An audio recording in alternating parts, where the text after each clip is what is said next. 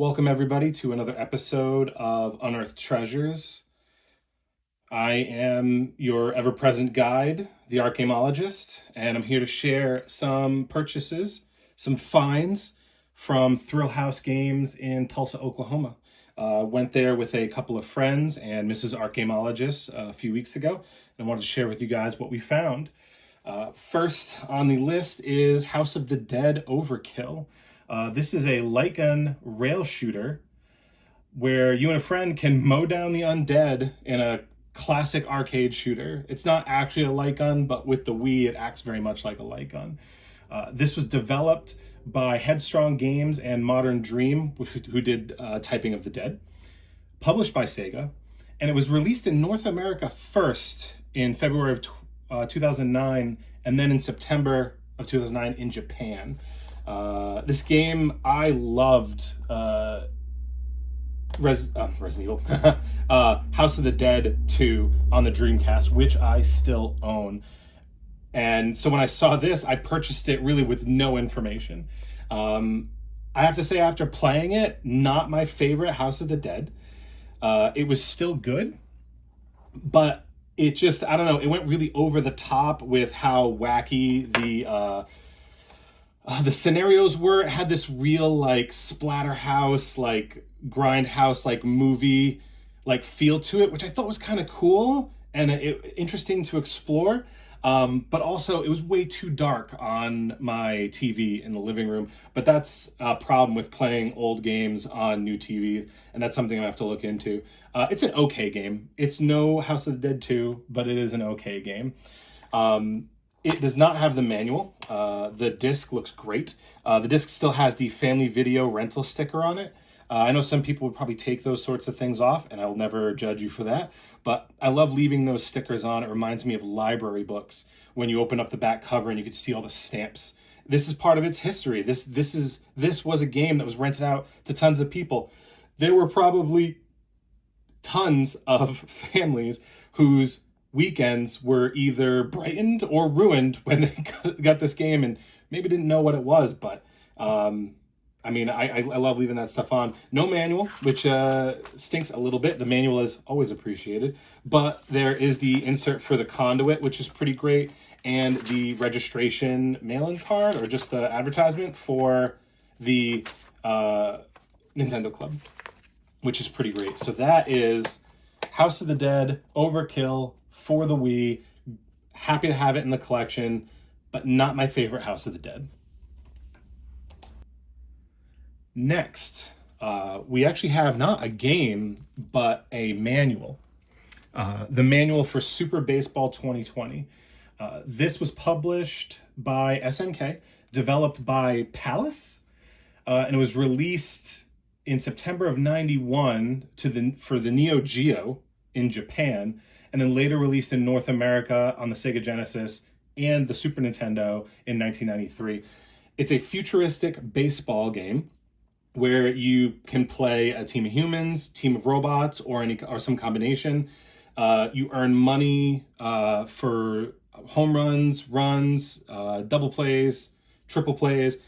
You can buy armor for your characters, and everybody's got a jetpack. So, I mean, quality. I mean, am I right? This is one of the few sports games that did not make me want to throw my controller across the room. And I had to have it for the collection. So recently, I actually bought the game at Triforce Collectibles in Glendale, Arizona. But the book I found at ThrillHouse in Tulsa. Now you will notice something that I didn't when I grabbed it, is that this is the Super Nintendo manual, not the Sega Genesis manual. I do not have the Super Nintendo one. So now that's pretty high up on the fine list to get this complete in box so I can throw this manual inside. But fantastic game. I have a lot of really good memories of playing this with my cousin, same cousin I played Ninja Turtles with. Very excited to have the manual. It's in good shape.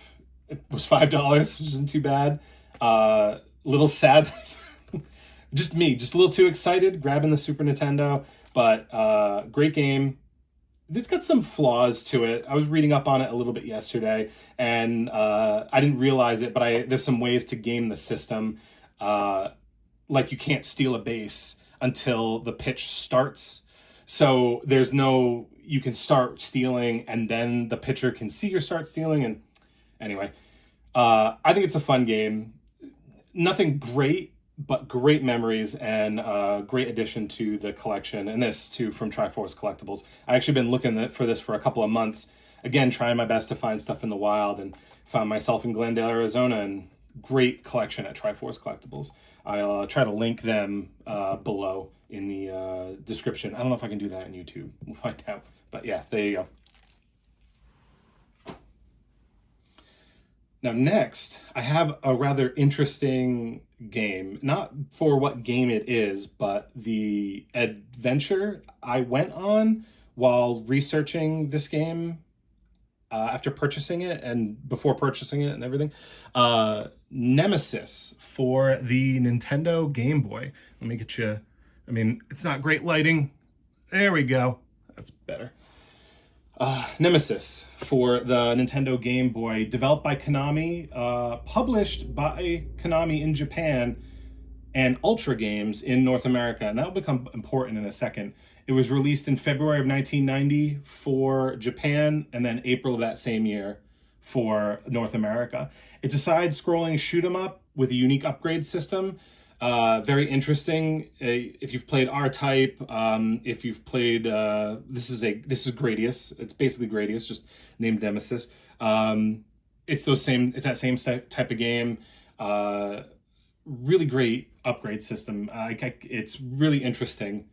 I had recently watched a history of Gradius video by Retro Arcade on YouTube, and I got really interested in this. This is one of those games that, when it gets when they get sequels, it gets ported over, they change the name. And that's always been very strange to me. It happens way more, in the 80s and 90s with localization and stuff like that. I feel like it happens less today. But found this, picked it up, and while I was searching for information on it, I read that it was released, it was published by Ultra Games, and I noticed that mine still said Konami, like the Japanese version. So I did a little bit of digging, popped the game in my Game Boy, turned it on, still has the Konami startup screen, after the Nintendo, of course. And it turns out this is the Japanese version of that game, which actually explains why it was cheaper than the other Nemesis that I saw in the case by about $1. But it turns out this is the Japanese version of the game, and so this is actually the first Japanese Nintendo game that I own. Not the Kirby, not Super Metroid, which I thought, but this one. Even though everything's in English, the game is entirely in English. It's the Japanese version, and I know that it was a cheaper game. It's not worth as much, but you know what? I am very excited to have this in the collection now. It now has a great story behind it. It is yellowed from smoke. I might try cleaning it. I'm not sure. I always like the story that the cartridges in the games tell, but I also like it to be clean. But yeah, Nemesis. It is a Gradius sequel. Fantastic game. Yeah, another great addition to the collection. So glad to know that it's the Japanese version. It's amazing. The next game I have for you also has an interesting story. I was watching a video by Retro Arcade again. I had found them recently. I've been binging a lot of their stuff. They haven't posted in about a year, but if you haven't checked them out, great documentaries about the history of games, Gradius, ActRaiser, Castlevania, Kid Icarus, fantastic stuff. They were listing games that they wish had sequels, and this was a game that popped up. Astryanax. One of those. I saw the video of this, and all of a sudden a light went out of my head. Boom. I've played this game before. I'd forgotten about this game. I played it. I don't know if it was a cousin's house. I don't know if it was at a friend of the family's. Could have been at my grandmother's house. Don't know. but I have definitely played this game, and I was very happy to find it in Tulsa shortly after watching the video. So Astryanax, developed by ACOM, published by Jelco. Jelco did not put their name on the top. Good for them. Uh, Instead, they put it on the top on the front. It was released in the arcade in 1989. Very different game than the one that was released for the Famicom and the Nintendo. Famicom was December 1989, March of 1990 for North America for the NES. This is a side-scrolling action game with sword and axe upgrades. Has an interesting charged attack combat mechanic. Very interesting game. Your sprite is huge on the screen, which is very uncommon for a side-scrolling game like this. It feels very reminiscent of Altered Beast and I want to say I was gonna say Golden Axe, but that's not true. It's different. It feels like Altered Beast. That's what this game feels like. Um, I haven't played this game probably since I was about 5, and I literally just saw it on a video a couple weeks ago, and then found it in ThrillHouse shortly after that, which was fantastic. This is high up on the list for Let's Plays, but I plan on sticking to Ninja Turtles for a little while since we're celebrating that 35th anniversary. I'm gonna be doing a Let's Play for you guys later as well. But yeah, great game, very colorful. The detail of the levels and the sprites in the game feel very Sega Genesis to me. They really, really do. But it's, original Nintendo. Looking forward to dipping back into this one. Okay, so the final game I have to show you guys is a very special one for me. Uh, this is Hydro Thunder for the Sega Dreamcast.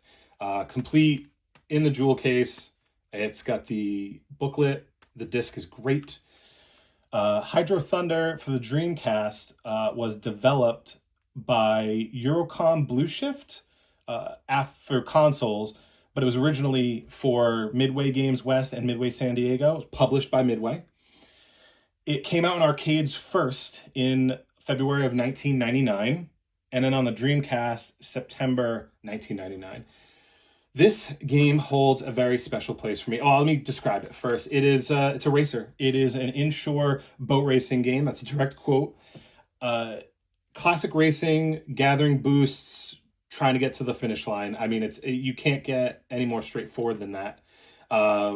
The graphics are very reminiscent of an arcade. You have those like hollow looking polygon ships with the very blurry pixelated backgrounds and stuff.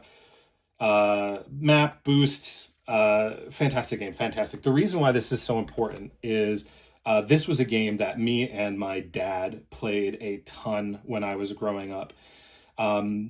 So when I was late teens, early 20s, whenever we went to an arcade, if they had a Hydro Thunder, this was the game we were playing. We were playing Hydro Thunder. And I didn't know that it was made by Dreamcast. I found it eventually at a GameStop and purchased it, took it home, played it, noticed that it had a huge scratch in it. The audio has never worked on it, which makes the game tough to play. It's hard to play without audio. Let's all be honest. Let's all be honest. Good audio in general for the game is great.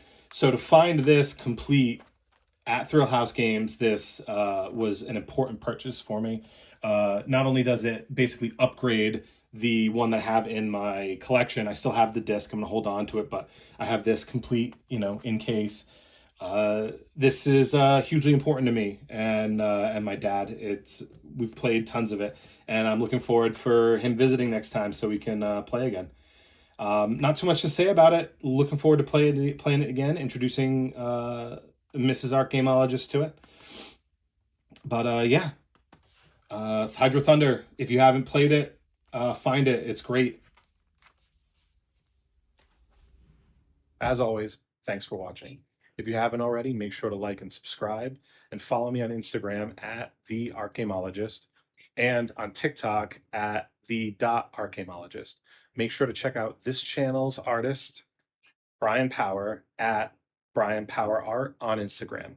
And as always, come along with me on my next expedition And remember, where we're going, we don't need cheat codes, but the manual is appreciated.